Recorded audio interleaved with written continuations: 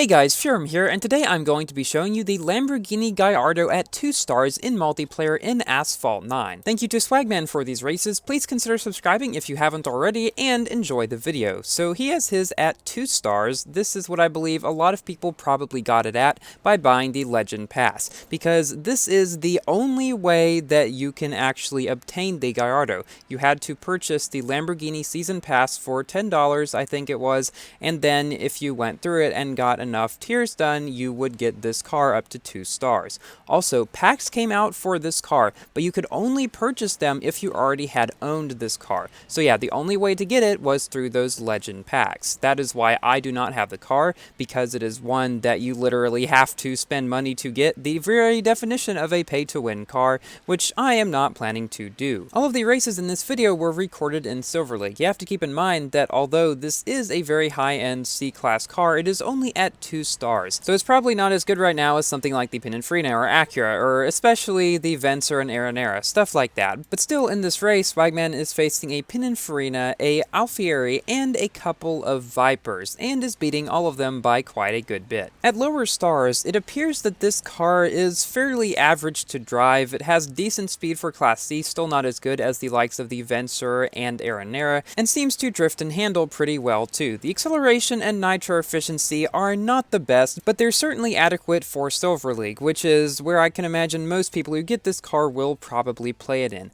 Now, I did have the pleasure of driving this car at max a while back when it first came out, and it went 220 miles per hour at max, which is third in Class C to the Vencer and the Aranera, so it's faster than, say, the Pininfarina and all of those cars. And it is a quite agile one as well. Its acceleration gets a pretty good increase, and at max I would say probably its weakest point would be its rather average acceleration at just a 56, I believe. But in my eyes, it is quite likely to become a new king of its class on tracks like Osaka or the Caribbean, or any track variant that has a lot of twists and turns. Because it really is not a whole lot slower, just about 6 or so miles per hour, than the Vencer and the Aranera, and with its much better agility and likely being able to keep better speed around the turns, this one is definitely going to become a new contender in C-Class on a lot of tracks.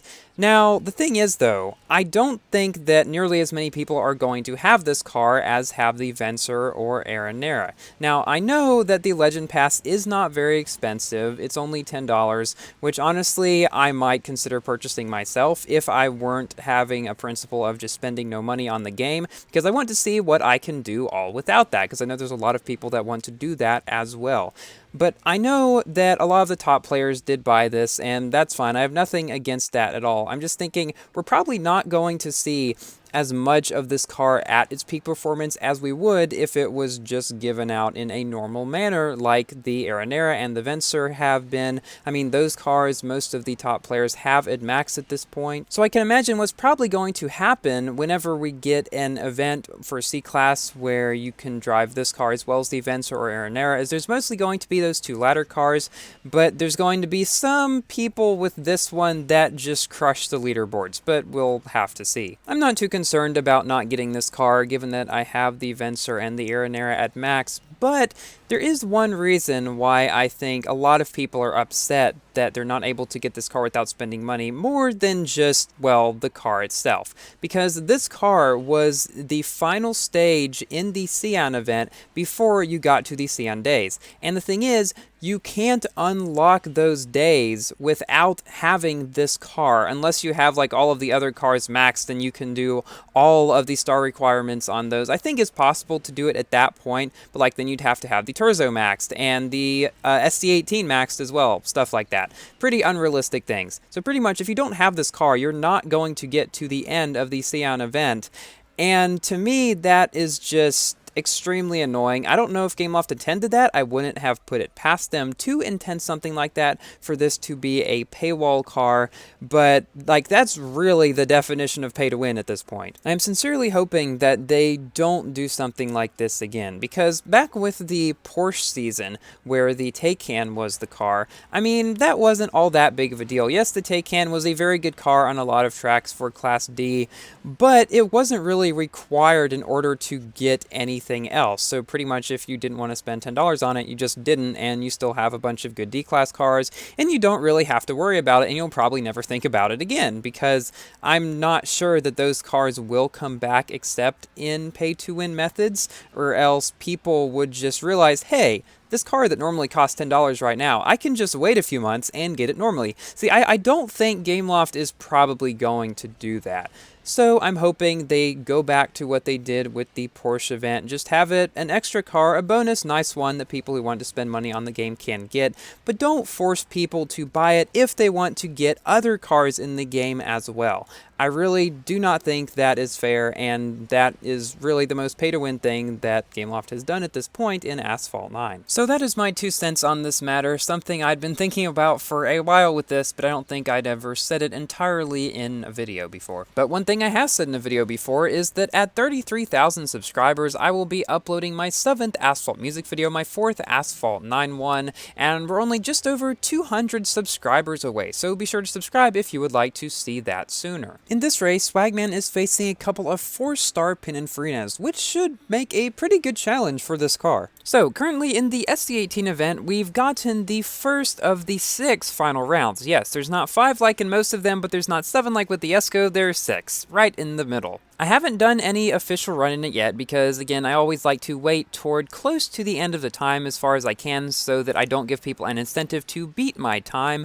I have managed to 2-star my SC18. I bought 2 of the relay packs, yes, actually, and I'm planning to buy the rest of them if I think that will help me to 3-star the car, which I'm going to try to do. I don't know if it's going to happen, but the thing is about the relay packs, these ones are actually kind of worth it if you think about it statistically. Now, the first 2 might not be because they only give 5, whereas you are pretty much statistically going to get 6 if you buy the packs, but the 3rd and 4th relay packs also cost 750 tokens, and they give 8 and 10 blueprints respectively. So that's 28 guaranteed blueprints with 3,000 tokens rather than an average of 24 that you would get just spending it on packs normally. Now, the Hot Dog did open some packs this morning in his stream, and he got 18 out of 750, but then the next one he got 3. I tend to have pretty bad luck. Generally, half the time I get 3, and the other half the time I get 6. So for me, with that bad luck that I usually get, it was a pretty good deal to buy, because I do plan on buying the other ones as well. I think Gameloft may have realized that no one was actually buying their relay packs for most of the time because, well, they weren't statistically as good as just buying packs normally.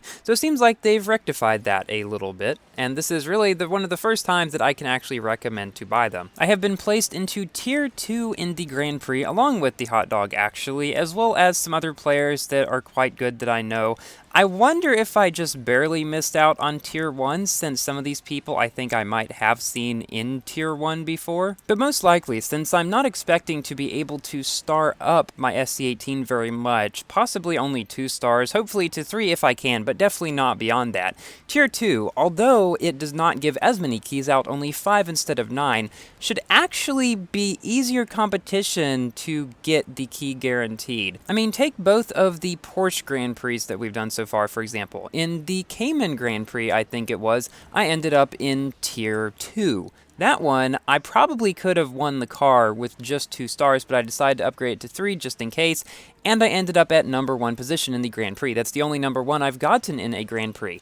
And then for the 911 GT whatever, I don't remember what it was, that Grand Prix, I went into Tier 1. I 3-starred my car, and I barely made like 6th position, I think it was, overall. So if you don't think that you're going to be able to star the car up very much, or if Tier 2 doesn't actually give a whole lot of keys less than Tier 1, honestly, Tier 2 is quite likely to be easier to be guaranteed the car. Of course, not everybody feels that way about it. Just from my experience, it seems to be pretty much the case. So now it is time for my general review about this car. Just talking about the car itself without how you get it and all of that stuff.